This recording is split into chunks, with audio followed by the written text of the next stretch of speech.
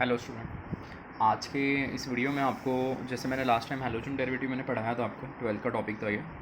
आज के इस वीडियो में आपको मैं 12th का ही पेपर 12th का ही मैं आज एक टॉपिक और पढ़ाऊँगा जिसका नाम है solution and colligative property. PDF government ने डाल दिया है, मतलब जो नया सिलेबस का जो पीडीएफ है वो आ चुका है, तो वो पीडीएफ आप डाउनलोड कर लो। मैं डिस्क्रिप्शन में भी उसको डालूँगा। और अगर पहले का सिलेबस और अभी के सिलेबस की बात अगर हम करते हैं ना, तो दोनों सिलेबस में कुछ भी फ़र्क नहीं है। खाली बात ये है कि अभी का सिलेबस में एक चैप्टर हट चुका है, और जो अपना लास्ट ईयर का जो सिलेबस था उसमें मतलब एक चैप्टर था जनरल प्रिंसिपल, वो अभी के सिलेबस में नहीं है। और अभी के सिलेबस में एक एक्स्ट्रा टॉपिक ऐड किया है उसको हटाने के बाद, केमिकल इक्विलिब्रियम, जो पहले 11th में था। बस और ज़्यादा कुछ चेंजेस हैं नहीं। चलो स्टार्ट करते हैं। सोल्यूशन एंड कॉलिगेटिव प्रॉपर्टी बहुत ईजी चैप्टर है ये, और जो इस चैप्टर में भी जो रिलेवेंट टॉपिक्स है मैं वही आपको बताऊंगा।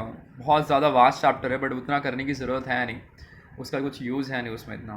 ठीक है, स्टार्ट करते हैं सोल्यूशन एंड कॉलिगेटिव प्रॉपर्टी के बारे में।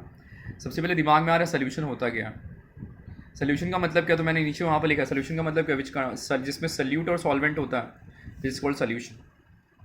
सोल्यूशन का मतलब क्या, जिसमें सल्यूट और सॉल्वेंट होता है उसको सोल्यूशन बोलते हैं।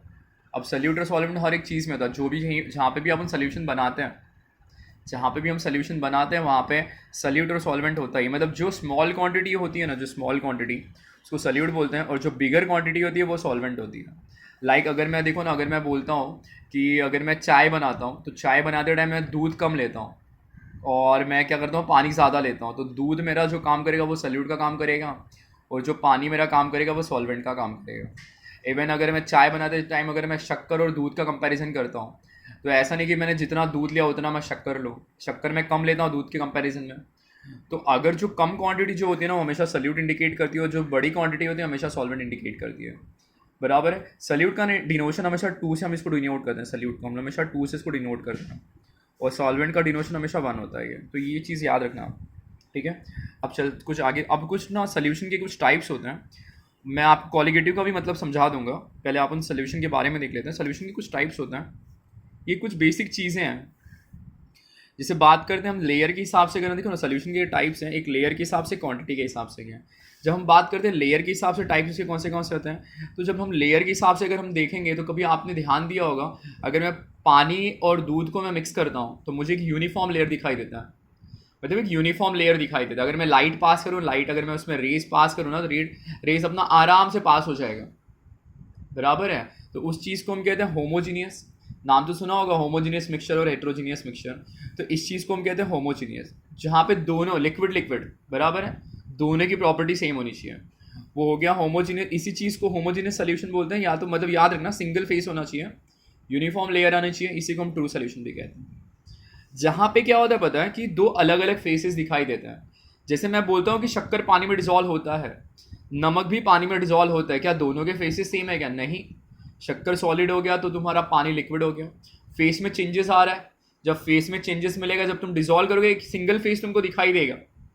लेकिन जब तुम एकदम ध्यान से इसको देखोगे ना, तो जैसे अगर मैं शक्कर को पानी में डिसॉल्व करता हूँ ना, तो शक्कर के मॉलिक्यूल्स अंदर तुमको ट्रेवल करते हुए दिखाई देंगे।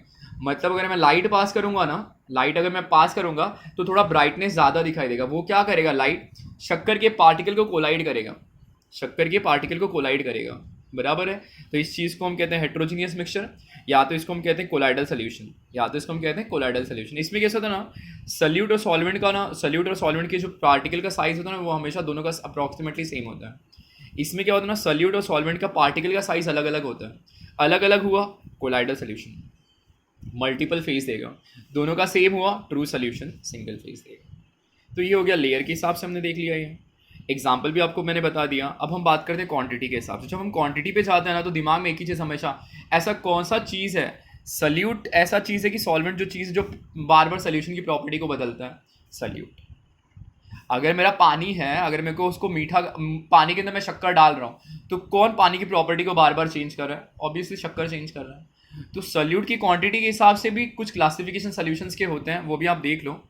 जैसे कि सैचुरेटेड सोल्यूशन होता है। सैचुरेट का मतलब क्या, जिसमें लिमिटेड अमाउंट ऑफ सल्यूट होता है। लिमिटेड अमाउंट ऑफ सल्यूट मतलब कैसे, पानी एज इट इज़ मेरा मीठा हो गया, पानी मेरा एज इट इज़ मीठा हो गया, ना ज़्यादा मीठा हुआ ना कम मीठा हुआ, पानी एज इट इज़ मेरा मीठा हो गया। मतलब शक्कर मैंने डाला, वो एज इट इज़ मेरा मीठा हो गया, मतलब लिमिटेड क्वांटिटी ऑफ सल्यूट। इसको हम कहते हैं बाइनरी सोल्यूशन। इसको हम क्या कहते हैं? बाइनरी सोल्यूशन कहते हैं, बराबर है। अनसैचुरेट का मतलब क्या? पानी के अंदर शक्कर बहुत कम गया, मतलब पानी में मैंने शक्कर डाला बट पानी मेरा मीठा नहीं हुआ, मतलब लेस अमाउंट ऑफ सोल्यूट, मतलब मेरा कंपाउंड क्या, मेरा सोल्यूशन क्या है? अनसैचुरेट है। सुपर सैचुरेट का मतलब क्या? पानी के अंदर मैंने बहुत ज़्यादा शक्कर ऐड कर दिया, मतलब एक्सिस ऑफ अमाउंट ऑफ मैंने सल्यूट ऐड कर दिया, जहाँ पे मैंने बहुत ज़्यादा सल्यूट ऐड कर दिया उसको मैं बोलता हूँ सुपर सैचुरेटेड। जैसे कि हम चाशनी बनाते हैं, एक टाइम ऐसा होता है कि शक्कर ऐड करने की प्रॉपर्टी को हमको बंद करना पड़ता है, बार बार किसी चीज़ को आप ऐड करते जाओ, एक टाइम ऐसा होगा कि ऐड ही नहीं होगा वो, तो उस चीज़ को हम कहते हैं सुपर सैचुरेटेड। लिमिटेड अमाउंट हुआ सैचुरेटेड, लेस अमाउंट हुआ unsaturated, axis amount of solute हुआ सुपर सैचुरेटेड। समझ में आया? तो ये सॉल्यूशंस के कुछ दो टाइप हैं, ये नॉर्मल दो टाइप है। अब हम बात करते हैं कॉलिगेटिव प्रॉपर्टी की। कॉलिगेटिव प्रॉपर्टी वो प्रॉपर्टी होती है जो कि डील करती है सल्यूट से, मतलब सल्यूट से डील करेगी, बट सल्यूट पे भी ऐसा डील ये नहीं करेगी, सल्यूट के नेचर को नहीं देखेगी, सल्यूट कैसा था, क्रिस्टलाइन था, एमॉर्फस था, नहीं वो नहीं देखेगा। वो देखेगा कितना अमाउंट ऑफ आपने सल्यूट ऐड किया जो कि उसके नेचर को बदल रहा है। देखो जैसे कि ये आपने देखा हो, तो कॉलिगेटिव प्रॉपर्टी के हिसाब से भी सोल्यूशन कुछ डिवाइड होता है। मैंने बता दिया, देखो यहाँ पे कॉलिगेटिव प्रॉपर्टी का मतलब होता है the property which depend on the number of solute particles not the natures. Colligative property का मतलब क्या? जो नंबर ऑफ सल्यूट पार्टिकल पे डिपेंड करता है, उसके नेचर पे डिपेंड कभी नहीं करता। तो उसके हिसाब से भी ना ये अपने 3 टाइप के क्लासिफिकेशंस होते हैं, उसके हिसाब से भी अपने 3 टाइप के क्लासिफिकेशंस होते हैं, बट इसमें हम ना 2 सोल्यूशन को कंपैरिजन करते हैं। अब एक होता है आइसोटोनिक सोल्यूशन होता है, एक होता है हाइपरटोनिक होता है, और एक होता है हाइपोटोनिक होता है। कभी आपने डाइल्यूट सोल्यूशन और कॉन्सेंट्रेट का नाम सुना है? सुना होगा। डाइल्यूट का मतलब क्या बताओ? डाइल्यूट का मतलब क्या? सॉल्वेंट ज़्यादा सल्यूट कम। और कॉन्सेंट्रेट का मतलब क्या? सल्यूट ज़्यादा सॉल्वेंट कम। सल्यूट अगर ज़्यादा होगा, सॉल्वेंट अगर कम होगा, सोल्यूशन कॉन्सेंट्रेट होगा। सल्यूट अगर कम होगा, सॉल्वेंट अगर ज़्यादा होगा, तो सोल्यूशन डाइल्यूटेड होगा। कहने का मतलब क्या? एक फैक्टर आता है जिसको हम कहते हैं ऑस्मोटिक प्रेशर। एक फैक्टर होता है जिसको हम कहते हैं ऑस्मोटिक प्रेशर। लिक्विड के लिए हम लोग वही रखते हैं, लिक्विड के लिए हम प्रेशर, गैस के लिए हम लोग नॉर्मल प्रेशर लेते हैं, बट हम जब लिक्विड की बात करते हैं ना, सोल्यूशन की बात करते हैं, तो हम वहाँ पे कंडीशन डालते हैं, वो प्रेशर को हटा के हम वहाँ पे डालते हैं ऑस्मोटिक प्रेशर, बराबर है। अब अभी क्या कहते हैं ना, 2 सोल्यूशन जो है ना, 2 सोल्यूशन, दोनों का अगर ऑस्मोटिक प्रेशर अगर सेम होता है, सोल्यूशन ए और सोल्यूशन बी है, सोल्यूशन ए का ऑस्मोटिक प्रेशर अगर सोल्यूशन बी के अगर बराबर होगा तो उसको बोलेंगे आइसोटोन। अब दूसरा क्या दे रहा है? हाइपरटोनिक का मतलब क्या है? इसको बोलते हैं, ये जो चीज़ है ना, इसको बोलते हैं कॉन्सेंट्रेटेड सोल्यूशन। इसमें क्या कहता है कि दोनों सेम है, दोनों का ऑस्मोटिक प्रेशर इसमें सेम था, इसमें दोनों का ऑस्मोटिक प्रेशर सेम नहीं होगा, अनइक्वल होगा। अब इसमें क्या रहेगा कि the more concentration of solution having the higher osmotic pressure, मतलब जितना तुम सोल्यूशन की कॉन्सेंट्रेशन को बढ़ाओगे उतना उसका ऑस्मोटिक प्रेशर बढ़ेगा। इसमें क्या है? जितना तुम सल्यूट को धीरे धीरे, तुम बोलते हैं ना, सल्यूट की क्वांटिटी को कम करोगे, सल्यूट की क्वांटिटी को बढ़ा, इसमें कैसे था? मोर dilute solution having the lower osmotic pressure. More concentrate solution मतलब जितना तुम कॉन्सेंट्रेशन बढ़ाओगे उतना उसका ऑस्मोटिक प्रेशर बढ़ेगा, जितना तुम उसको डाइल्यूट बनाओगे उतना उसका ऑस्मोटिक प्रेशर कम। समझ में आया? आइसोटोनिक मतलब क्या? सोल्यूशन ए और सोल्यूशन बी का ऑस्मोटिक प्रेशर सेम होगा। हाइपरटोनिक का मतलब क्या? ये कॉन्सेंट्रेट सोल्यूशन को इंडिकेट करता है, मतलब इसका इंडिकेशन क्या कहता है कि जितना ज़्यादा कॉन्सेंट्रेशन होगा उतना उसका ऑस्मोटिक प्रेशर चेंज होगा। इसमें जितना ज़्यादा डाइल्यूटेड होगा उतना उसका ऑस्मोटिक प्रेशर कम होगा। ये दोनों सेम ऑस्मोटिक प्रेशर के लिए होते हैं, ये दोनों अनइक्वल ऑस्मोटिक प्रेशर के लिए होते हैं। तो ये भी एक बार आप देख लो, ऑस्मोटिक प्रेशर क्या होता है पहले वो आप देख लो। The axis of pressure on the side of solution that stop the net flow of the solvent through the semi-permeable membrane। कहने का मतलब क्या? एक जैसे हम आटे को ये करते हैं ना, मतलब चालते हैं उसको, वैसे एक पतला सा एक पेपर होता है, फिल्टर पेपर जैसे होता है ना, वैसे एक पर्चमेंट पेपर्स होता है। हम क्या करते हैं, नमक वाले सोल्यूशन को उस पेपर से जब हम पास करते हैं, और पास करने के बाद उस पेपर को जब हम ड्राई करेंगे ना, ड्राई करने के बाद हमको पेपर पे हल्का हल्का वाइट पार्टिकल दिखाई देगा। वो पार्टिकल किसका रहेगा? नमक पार्टिकल रहेगा। मतलब वो क्या करता है, अभी नमक क्या था, सल्यूट को स्टॉप कर रहा था ना, वो क्या करता है, सल्यूट को वहाँ पे स्टॉप करता है। किससे स्टॉप कर रहा था? सॉल्वेंट से। किससे स्टॉप कर रहा था? सॉल्वेंट से स्टॉप कर रहा था। तो वे यही सेम चीज़ होता है। ऑस्मोटिक प्रेशर क्या करता है पता है? वो अगर हम बात करते हैं ना, अगर हम किसी चीज़ को हम पास करते हैं तो वो क्या करेगा ना, सॉल्वेंट का जो फ्लो ऑफ सॉल्वेंट है ना उसको स्टॉप करते जाएगा। फ्लो ऑफ सॉल्वेंट को जब स्टॉप करेगा तो वहाँ पे सल्यूट धीरे धीरे रुकते जाएगा और सॉल्वेंट धीरे धीरे अपना निकलते जाएगा। उस चीज़ को हम कहते हैं ऑस्मोटिक प्रेशर। उसको हम क्या कहते हैं? Osmotic pressure. तो ये कुछ क्लासिफिकेशंस थे, उसके बिहाफ के हिसाब से वो देख लो आप एक बार, ये भी एक बार आप देख लो। ये तो हो गया, उसका इंट्रोडक्शन हो गया, ठीक है। अब इस चैप्टर के अंदर बेसिकली है क्या वो भी मैं आपको बता देता हूँ। थोड़ा सा और एक चीज़ देखते हैं, मुझे बताओ ऐसे कौन से फैक्टर्स हैं, ऐसा कौन सा जो तुम्हारा फैक्टर है जो तुम्हारा सॉलिबिलिटी को बढ़ाता है या सॉलिबिलिटी को कम करता है? कौन सा फैक्टर है? तो सबसे पहला फैक्टर आता है नेचर ऑफ सल्यूट और नेचर ऑफ सॉल्वेंट। मतलब सल्यूट और सॉल्वेंट का नेचर बहुत बड़ा फैक्टर काम करता है सॉलिबिलिटी में। अब कैसे करता है वो भी देख लो।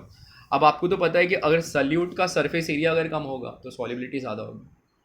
अरे जैसे कि नमक का क्रिस्टल है और नमक का पाउडर है, मेरे को डिज़ोल्व करना है नमक का अरे नमक का शक्कर पकड़ लो, शक्कर का क्रिस्टल है और शक्कर का पाउडर मेरे को पानी में डिज़ोल्व करना है। कौन सा जल्दी डिज़ोल्व होगा? पाउडर फॉर्म जल्दी डिज़ोल्व होगा। नेचर का वर्क कर रहा है वहाँ पे, नेचर वहाँ पे वर्क कर रहा है। तो ये डिपेंड करता है नेचर ऑफ सल्यूट और सॉल्वेंट। इस पर बहुत बड़ा फैक्टर है ये। जितना तुम्हारा फाइन कंपाउंड होगा ना, फाइन सल्यूट वाला पार्टिकल होगा, उतना फटाफट सॉल्वेंट में डिज़ोल्व होगा। सेकेंड चीज़ ये है, अगर मेरे पास पकड़ लो मेरे पास पकड़ लो 50 ग्राम शक्कर है, अगर मैं उसको 50 ml वाटर में अगर मैं डिज़ोल्व करता हूँ तो टाइम ज़्यादा खींचेगा। वही 50 ग्राम शक्कर को अगर मैं 100 ml और वाटर में डिज़ोल्व मैं करता हूँ तो थोड़ा जल्दी डिज़ोल्व होगा। क्वांटिटी में बढ़ा रहा हूँ, किसकी क्वांटिटी बढ़ा रहा हूँ? सॉल्वेंट की। समझ में आया? ये सल्यूट की नेचर और सॉल्वेंट के नेचर पे भी डिपेंड करता है। उसके अमाउंट में कितना ज़्यादा चेंज तुम कर रहे हो उतना उसका सॉलिबिलिटी धीरे धीरे बढ़ेगा। सेकेंड चीज़ है टेम्परेचर। अब आपको पता ही है कि अगर कोई भी रिएक्शन अगर मैं कर रहा हूँ, अगर मैं शक्कर को पानी में डिज़ोल्व करता हूँ, शक्कर को मैं पानी में डिज़ोल्व करता हूँ रूम टेम्परेचर पर, डिज़ोल्व नहीं हो रहा है, मैंने वहाँ पे नीचे से इसको गर्म कर दिया। ठंडे पानी में शक्कर को डिज़ोल्व कर रहा हूँ, गर्म पानी में शक्कर को डिज़ोल्व कर रहा हूँ, जल्दी डिज़ोल्व कहाँ पे होगा? गर्म पानी में बहुत जल्दी डिज़ोल्व होगा। टेम्परेचर का फ़र्क आ रहा है। टेम्परेचर क्या करता है पता है? टेम्परेचर पार्टिकल को एक्सेलरेट करता है। एक्सेलरेट करने का मतलब क्या? फटाफट तुम्हारा रिएक्शन फटाफट तुम्हारा होना स्टार्ट हो जाता है। तो टेम्परेचर भी एक फैक्टर है जो सॉलिबिलिटी को बढ़ाता है। अब इसमें भी दो टाइप के सिस्टम्स होते हैं, एक्सोथर्मिक होता है और एंडोथर्मिक होता है। एक्सोथर्मिक का मतलब क्या? हीट इवॉल्व, ऐसा रिएक्शन होता है इसमें हीट निकलता है तो सॉलिबिलिटी बढ़ती है। ऐसा एंडोथर्मिक का मतलब क्या है? ऐसा रिएक्शन इसमें हीट जिसमें बोलता है ना हीट खींचता है, उसमें सॉलिबिलिटी बढ़ती है। दोनों में सॉलिबिलिटी बढ़ेगी, बट इसमें कैसा ना हीट बाहर निकलेगा, इसमें हीट अपन खींचेंगे। हीट एब्जॉर्ब होगा एंडोथर्मिक, हीट बाहर जाएगा एक्सोथर्मिक।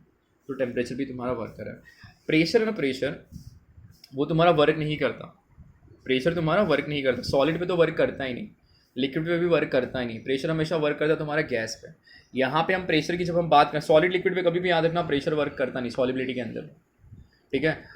अगर मैं बोलता हूँ ना कि मेरे को शक्कर का क्रिस्टल है, मेरे को उसको कोई CO2 में डिजोल्व करवाना है तो नहीं वर्क करेगा वहाँ पर। प्रेशर हमेशा ना गैसेस पार्टिकल को ना लिक्विड पे वर्क करवाता है। मतलब जैसे कि पकड़ लो मेरे को कार्बन डाइऑक्साइड है, उससे मेरे को कोल्ड ड्रिंक बनाना है तो कार्बन डाइऑक्साइड को मैं डिजोल्व किस में करवाऊंगा? वो जो मेरा कोल्ड ड्रिंक का जो बॉटल में उसमें डिजोल्व करवाऊंगा, मतलब प्रेशराइज करूँगा। जो मेरा प्रेशर मतलब किस पे वर्क करता है? Pressure gases in liquid, gases in liquid पे ही सिर्फ वर्क करता है और किसी पे वर्क नहीं करता वो। मतलब क्या, गैस जितना तुम गैस पे प्रेशर बढ़ाओगे ना उतना वो लिक्विड के अंदर फटाफट डिजोल्व होते जाएगा। इवन अगर आप देखो ना वहाँ पे क्या कहते हैं, अपना घर का जो सिलेंडर होता है उसको भी जब हम लोग फील करते हैं तो वो एक्चुअली जब देखो तो वो लिक्विड फॉर्म होता है, बट हम जब यूज़ करते हैं तो हमको गैस वाले फॉर्म में मिलता है। तो जब हम भरते हैं, जब उस चीज़ को हम भरते हैं तो हम क्या करते हैं, उस गैस को ना बहुत ज़्यादा प्रेशराइज करते हैं। जब वो प्रेशराइज करेंगे that will be converted into liquid form. समझ में आई है? तो चलो, ये जो प्रेशर वाला टेंडेंसी है ना उसको दो लॉ ने बहुत अच्छी तरह से एक्सप्लेन किया था। एक लॉ था आपका हेनरी लॉ था और एक लॉ था आपका रॉड्स लॉ था। तो पहले हम बात करते हैं हेनरी लॉ के बारे में, ठीक है। हेनरी लॉ क्या बोलता है देखो, मैंने आपको अच्छे से एक्सप्लेन यहाँ पे मैं आपको करके बता देता हूँ। देखो ये आपका हेनरी लॉ है। हेनरी लॉ बोलता है the solubility of the gas in the liquid is directly proportional to pressure of the gas. बराबर है, जितना तुम प्रेशर बढ़ाओगे उतना गैस तुम्हारा जल्दी सॉल्युबल होगा। बराबर है ना, जितना तुम प्रेशर बढ़ाओगे उतना तुम्हारा गैस बहुत जल्दी सॉल्युबल होगा। That mean what, solubility directly proportional to pressure, therefore solubility is equal to Kp मतलब K स्टैंड फॉर H लिखा है, Henry's law constant, therefore KH is equal to S upon P। S stand for solubility, P stand for pressure. Solubility factor का इसका unit है मोल हो गया, इसका unit अगर आप पर मोल देख लो, इसका यूनिट अगर आप देख लो तो बार हो गया। तो अगर मैं इसका यूनिट निकालूँ हेनरी लॉ का, तो हेनरी लॉ का यूनिट हो जाएगा मोल पर लीटर पर बार। सॉलिबिलिटी का यूनिट क्या हो गया, मोल पर लीटर, और प्रेशर का यूनिट हो गया बार, तो ये यूनिट इसका डिनोशन होगा। तो ये हो गया हेनरीज लॉ। हेनरी लॉ बहुत जगह पे हम लोग यूज़ करते हैं। हेनरी लॉ हम लोग यूज़ करते हैं कोल्ड ड्रिंक बनाते टाइम यूज़ करते हैं, डीप स्कूबा डाइविंग करते हैं, वहाँ पे भी अपना हेनरी लॉ लगता है। जितना तुम नीचे जाते हो ना, नीचे जितना नीचे जाते हो उतना प्रेशर बढ़ता है। जितना हम लोग स्कूबा डाइविंग एकदम बेस में करते हैं ना, उतना हम लोग को ऑक्सीजन का सिलेंडर लेके ही चलना पड़ता है, क्योंकि प्रेशर बढ़ता है। प्रेशर बढ़ेगा तो अपना ब्रीदिंग नहीं हो पाएगा वहाँ पर। ठीक है, तो ये हो गया आपका हेनरी लॉ। जैसे ही हेनरी लॉ जाता है तो अपने पास दूसरा एक लॉ आता है जिसको हम कहते हैं Ross law. Ross law on the basis of solution of liquid in liquid. Henry law क्या था, हेनरी लॉ वाला सोल्यूशन क्या था, गैसेस इन लिक्विड था। अब ये प्रेशर वाला फिर से काम करेगा लिक्विड इन लिक्विड में। ये मैंने आपको बता दिया, गैसेस इन लिक्विड में बता दिया मैंने ये। अब ये आएगा आपका लिक्विड इन लिक्विड की बात करेंगे। ठीक है, चलो on Ross law. Ross law देखते हैं क्या बोलता है। रॉस लॉ तुमको ये बोलता है कि partial vapour pressure of any volatile component. Volatile और नॉन वोलाटाइल का मतलब क्या, कुछ लिक्विड ऐसे होते हैं जो खोलने पे उड़ जाते हैं, जैसे अल्कोहल उड़ता है तो वो तुम्हारा हो गया वोलाटाइल। कुछ लिक्विड ऐसे होते हैं जो रख कितने टाइम भी आप रखो वो उड़ते नहीं है, वो हवा में उसके मॉलिक्यूल्स उड़ते नहीं है, ट्रेवल नहीं करता, उसको नॉन वोलाटाइल बोलते हैं। तो हम बात करते हैं वोलाटाइल के बारे में। अब वोलाटाइल में क्या बोल रहा है कि partial vapour pressure of any volatile component directly proportional to mole fraction. Partial vapour pressure of any volatile component directly proportional to mole fraction, बराबर है। ये रॉड्स ने बताया। अब ये चीज़ मैं डिराइव करने से पहले आप कुछ बेसिक चीज़ बता देता हूँ, इसमें कुछ बेसिक फैक्टर्स हैं, वो आप एक बार देख लो अच्छे से, फिर हम लोग थोड़ा आगे जाते हैं। एक मिनट पहले देख लो, इसको पहले क्लियर कर देता हूँ। ठीक है, अभी ये मेरा वेपर प्रेशर का इंडिकेशन हो गया, P1 not directly proportional to x1। ये P1 नॉट मेरा हो गया vapour pressure of volatile component हो गया, और ये आपका मोल फ्रैक्शन हो गया। मोल फ्रैक्शन का डिनोशन x होता है, x1 को ले लिया तो P, वैसे ही P1 था तो यहाँ पे मैंने P2 ले लिया तो वो मेरा x2 हो गया। इसको कांस्टेंट को रिमूव किया तो यहाँ पे P1 नॉट आ गया, P1 नॉट आ गया। अब वो और इसको रिमूव किया तो यहाँ पे P2 नॉट आ गया। ये P1 नॉट और P2 नॉट क्या है, vapour pressure of pure component. ये क्या है, vapour pressure of pure component. और P1 और P2 क्या है, vapour pressure of any volatile component. ये वोलाटाइल कंपोनेंट का है, और ये मेरा नॉट वाला जो कंडीशन है वो मेरे प्योर कंपोनेंट का है। ये निकाल दिया। Therefore P is equal to what, P1 plus P2। मेरे पास P1 की वैल्यू, मेरे पास P2 की वैल्यू है, दोनों की वैल्यू को मैंने यहाँ पे पुट किया। दोनों की वैल्यू को मैंने जहाँ पे पुट किया तो मेरे पास एक कंडीशन होता है जिसको हम कहते हैं बाइनरी सोल्यूशन। मैंने पीछे आपको बताया था, बाइनरी सोल्यूशन का मतलब होता है कि जहाँ पे ना सल्यूट और सॉल्वेंट की प्रॉपर्टी यूनिटी होती है। तो ये सल्यूट हो गया 2 और ये सॉल्वेंट हो गया, तो यूनिटी मतलब 1। तो बाइनरी सोल्यूशन का इक्वेशन हमेशा याद रखो, ये होता है x1 plus x2 is equal to 1। तो therefore x2 is equal to what, 1 minus x1। अब ये वाला इक्वेशन उठा के यहाँ पे ऐड कर दो। तो जैसे ही मैंने यहाँ पे ऐड किया, ऐड करने पास मेरे पास इक्वेशन मेरे को मिल गया P इज इक्वल टू, ये तो ऐसे ही रहेगा, खाली ये वाला वैल्यू मेरे को यहाँ पे पुट करना पड़ेगा। तो P इज इक्वल टू क्या हो जाएगा, P1 not x1 plus P2 not, इसकी वैल्यू क्या आती है 1 माइनस x1। देखो ये मैंने डाल दिया, ब्रैकेट खोल दिया। खोलने के बाद दिख रहा है इसमें और इसमें x1 कॉमन था, दोनों को साथ में रखा, x1 को बाहर निकाला, P1 नॉट माइनस और P2 नॉट प्लस P2। तो ये मेरा आ गया रॉड्स लॉ का condition.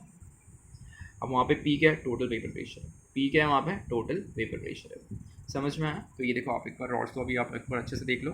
Partial vapour pressure of any volatile component directly proportional to mole fraction. P1 और P2 जो है वो आपका वोलेटाइल कंपोनेंट है, और x1 और x2 है। x2 रहेगा तो वो सल्यूट है, मोल फ्रैक्शन, और x1 रहेगा तो वो मोल फ्रैक्शन ऑफ सॉल्वेंट है। निकालेंगे तो P1 नॉट और P2 नॉट आ गया। P1 नॉट और P2 not vapour pressure of pure component है। बाद में आप बाइनरी सोल्यूशन की कंडीशंस को पुट करो, सॉल्व करके ख़त्म कर दो इसको। समझ में आई है। तो ये आ गया आपका रॉड्स लॉ। रॉड्स लॉ किसको डील करता है, मैंने आपको बताया लिक्विड इन लिक्विड को डील करता है। हेनरीज लॉ किसको डील करता है, गैसेस इन लिक्विड को डील करता है वो। अब इसके आगे का कुछ बताने से पहले मैं आपको कुछ और चीज़ बता देता हूँ, थोड़ा ध्यान दो। यहाँ पे भी कुछ बेसिक कंसेप्ट है, ये तो आपने 11th में पढ़ भी लिया रहेगा। मोलारिटी क्या होता है वो देख लो, मोलारिटी क्या होता है वो देख लो पहले। वो मोलारिटी का मतलब क्या, इंडिकेशन कैपिटल M है, number of moles of solute upon volume of solution in litre. Formula देख लो, number of moles of solute upon volume of solution in litre. Number of moles of solute का जो indication होगा वो हमेशा होता है N2 होता है इंडिकेशन। अब इसका मोलारिटी का इंडिकेशन क्या है, number of moles of solute upon mass of solvent in kg। Number of moles of solute upon mass of solvent in kg, मतलब इसका इंडिकेशन फिर से क्या हो जाएगा N2, और मास ऑफ सॉल्वेंट दे रहा है, इसका इंडिकेशन क्या होगा W। इसके अंदर मोल फ्रैक्शन क्या होता है, मोल फ्रैक्शन का भी देख लो, आपको दिया हुआ है। मोल फ्रैक्शन का इंडिकेशन एक्स होता है। जैसे x1 की बात करेंगे तो x1 मतलब किसका हो गया, ये तो सॉल्वेंट हो गया, और x2 मतलब क्या हो गया, सल्यूट हो गया। तो x1 is equal to n1 upon n1 plus n2, x2 क्या हो गया, n2 upon n1 plus n2। वैसे ही अगर हम बात करते हैं नंबर ऑफ मोल्स की बात करते हैं, तो नंबर ऑफ मोल्स का फॉर्मूला होता है given weight upon molecular weight, उसका इंडिकेशन n होता है। तो गिवन वेट को W से इंडिकेट करते हैं और मॉलिक्यूलर वेट को m से इंडिकेट करते हैं। वैसे बाइनरी सोल्यूशन का इक्वेशन है वो x1 plus x2 is equal to 1 है, जो कि अभी हम लोगों ने सॉल्व किया। हमेशा याद रखो वन जो इंडिकेशन है वो सॉल्वेंट का इंडिकेशन है, और जो 2 इंडिकेशन है वो सल्यूट का इंडिकेशन। ये कुछ बेसिक चीज़ है, इसको मैं आप एक बार इसका स्नैप ले लेना, आप इसको देख लेना, आगे इसका बहुत काम आने वाला है। ठीक है, चलो अभी थोड़ा आगे जाते हैं। जैसे कि हम लोग ने देखो इसमें क्या क्या कर लिया। ये हेनरीज लॉ मैंने बता दिया आपको, रॉड्स लॉ बता दिया। अभी रॉड्स लॉ के अंदर भी ना बहुत सारे कंडीशंस थे, वो कंडीशंस भी मैं आपको बता देता हूँ। इसमें कैसे था ना, रॉड्स जैसे फिर से सोल्यूशन आपका डिवाइड हो जाएगा, जैसे ही सोल्यूशन आपका डिवाइड होगा तो उसमें फिर से आपको कुछ कंडीशंस मिलेंगे। जैसे कि उसमें फिर कंडीशन आपका आएगा classification of solution on the basis of rods law. तो इसमें दो अलग अलग कंडीशन है, एक है आपका आइडियल सोल्यूशन है और एक है आपका नॉन आइडियल सोल्यूशन है। तो आइडियल नॉन आइडियल बहुत इजी है, इसमें कुछ ज़्यादा सोचने की बात नहीं है। आइडियल सोल्यूशन वो होता है कि जो रॉड्स लॉ को फॉलो करता है, नॉन आइडियल सोल्यूशन वो होता है कि जो रॉड्स लॉ को फॉलो नहीं करता। आइडियल सोल्यूशन वो होता है कि जहाँ पे डेल्टा एच मतलब हीट होता है, जहाँ पे डेल्टा एच हीट मतलब ना जीरो रहता है, मतलब वहाँ पे हीट आता ही नहीं है वहाँ पे, नॉर्मल सोल्यूशन रूम टेम्परेचर पे। और उसके बाद आइडियल सोल्यूशन वो होता है कि जहाँ पे वॉल्यूम का चेंज मिलता ही नहीं। मतलब सीधी सी बात है ना कि अगर आप कहीं पे हीट अप्लाई नहीं करो तो क्या उसका वॉल्यूम चेंज होगा, कभी नहीं चेंज होगा। मतलब ऐसा बोलते हैं ना, दो सोल्यूशन, जैसे मैं अगर समझ लो दूध और पानी को मैं मिक्स कर रहा हूँ तो वहाँ पे हीट अप्लाई नहीं हुआ, वहाँ पे वॉल्यूम चेंज नहीं हुआ, आइडियल सोल्यूशन कंडीशन फॉलो कर रहा है वो। उसके बाद और आएगा कि दोनों की पार्टिकल के साइज़ भी सेम होंगे, बराबर हो गया। तो ये जो भी ये सिस्टम फॉलो करता है ना उसको हम कहते हैं आइडियल सोल्यूशन, और जो भी ये सिस्टम को फॉलो नहीं करता उसको हम कहते हैं नॉन आइडियल सोल्यूशन, अपोजिट होता है। तो ये है classification of solution on the basis of Rawls law. फिर थोड़ा सा आज आगे आएंगे तो नॉन आइडियल सोल्यूशन है ना, नॉन आइडियल सोल्यूशन वो हमको ना दो टाइप का डेविएशन बता दो। डेविएशन का मतलब होता है ग्राफ ड्रॉ करते हैं, मतलब डेविएट होना। अब उसके अंदर हमारे पास दो टाइप का डेविएशन, एक पॉजिटिव डेविएशन है और एक नेगेटिव डेविएशन है। अब वो पॉजिटिव डेविएशन कैसे क्रिएट होता है तो वो भी आप देख लो कि अगर सल्यूट और सॉल्वेंट का इंटर मॉलिक्यूलर अट्रैक्शन अगर वीकर है, आपको पता ही होगा ना कि अगर मैं कोई सल्यूट और सॉल्वेंट को अगर मैं मिक्स करता हूँ, अगर मैं सल्यूट और सॉल्वेंट को अगर मिक्स करता हूँ दोनों के बीच में कुछ इंटर मॉलिक्यूलर अट्रैक्शन आएगा। अगर सल्यूट और सॉल्वेंट का इंटर मॉलिक्यूलर अट्रैक्शन अगर वीकर है, किससे, सल्यूट के पार्टिकल से और सॉल्वेंट के पार्टिकल से, तो वो हमेशा पॉजिटिव डेविएशन इंडिकेट करेगा। क्लियर हुआ। अगर सल्यूट और सॉल्वेंट, मतलब कहने का मतलब क्या, मेरे पास पहले सल्यूट था और मेरे पास सॉल्वेंट था, मतलब अभी कुछ एग्जांपल से अगर मैं बता दूं आपको यहाँ पे, जैसे कि यहाँ पे मैं बता देता हूँ अच्छे से। जैसे समझ लो मेरे पास H2 है, मेरे पास Cl2 है और मेरे पास यहाँ पे HCl दिया हुआ। तो ये तो मेरा सोल्यूशन हो गया, मतलब इसका इंट्रैक्शन वीकर है इन दोनों से, तो ये इंडिकेशन इंडिकेट करेगा, पॉजिटिव डेविएशन इंडिकेट करेगा। इसका अट्रैक्शन स्ट्रॉन्गर है इन दोनों से, तो ये नेगेटिव डेविएशन इंडिकेट करेगा। समझ में? फिर से एक बार देख लो, सल्यूट और सॉल्वेंट का इंटरमॉलिक्यूलर अट्रैक्शन अगर वीकर होगा, सल्यूट और सॉल्वेंट से, तो हमेशा पॉजिटिव डेविएशन इंडिकेट करेगा। और अगर सल्यूट और सॉल्वेंट का इंट्रैक्शन अगर स्ट्रॉन्गर होगा, सल्यूट और सॉल्वेंट से, तो हमेशा नेगेटिव डेविएशन इंडिकेट करेगा। तो ये डेविएशन वाला पार्ट है, ये नए वाले टेक्स्ट बुक में आपको मिलेगा, इसको आप एक बार देख लेना, बहुत ईजी टॉपिक है, ज़्यादा इसमें झंझट नहीं है। ठीक है, अब थोड़ा सा आगे हम लोग जाते हैं। तो अब हमको डिस्कस करना है क्वालिटेटिव प्रॉपर्टी के ऊपर। तो ये जो क्वालिटेटिव प्रॉपर्टी वाला जो वीडियो है ना, वो मैं आपको क्वालिटेटिव प्रॉपर्टी का जो है मैं आपको नेक्स्ट वीडियो में आपको पूरा क्लियर करके बताऊंगा कैसे सॉल्व करते हैं उसको, क्या क्या प्रॉपर्टीज़ होते हैं। आज के वीडियो में मैंने आपको जनरली बस इंट्रोडक्शन दिया, और इंट्रोडक्शन में मैंने आपको ये बताया क्या क्या इंट्रोडक्शन मैंने आपको दे दिया, वो भी देख लो कि सोल्यूशन एंड क्वालिटेटिव प्रॉपर्टी होता क्या है, सोल्यूशन क्या होता है, उसके टाइप्स क्या क्या होते हैं, अभी कौन से बेसिस पर टाइप्स डिनोट करते हैं हम लोग इसको। क्वालिटेटिव प्रॉपर्टी क्या होता है, क्वालिटेटिव प्रॉपर्टी के हिसाब से सोल्यूशन के कौन से टाइप्स होते हैं, और वो 3 टाइप का मतलब क्या होता है, ऑस्मोटिक प्रेशर का मतलब क्या होता है, वो भी बता दिया मैंने आपको। फिर उसके अंदर कौन से ऐसे फैक्टर है जो सॉलिबिलिटी को चेंज करता है, अब वो भी मैंने बता दिया। उसके बाद मैंने यहाँ पे लॉ भी बताया, हेनरीज लॉ बता दिया आपको, रॉड्स लॉ के बारे में मैंने बता दिया। अभी ये रॉड्स लॉ वाला जो सिस्टम था वो दो टाइप के सोल्यूशन को डिनोट कर रहा था, आइडियल सोल्यूशन, नॉन आइडियल। तो वो क्या क्या कैसे कैसे क्या क्या सोल्यूशन थे वो भी मैंने आपको बता दिया। नॉन आइडियल सोल्यूशन और दो टाइप का डेविएशन आपको क्रिएट करके बताएगा, पॉजिटिव नेगेटिव डेविएशन, और डेविएशन क्या है वो भी आप एक बार देख लो, यहाँ से मैंने बता दिया। आप नए वाले का PDF मैं आपको इसमें दे दूँगा, आप डाउनलोड करके उसको पढ़ते जाना, और है बहुत ईजी, इसे समझ लेना वो। फिर इसमें molarity, mole fraction, number of moles, binary solution, ये सब का इंडिकेशन क्या है वो भी आप एक बार देख लो यहाँ से, ठीक है।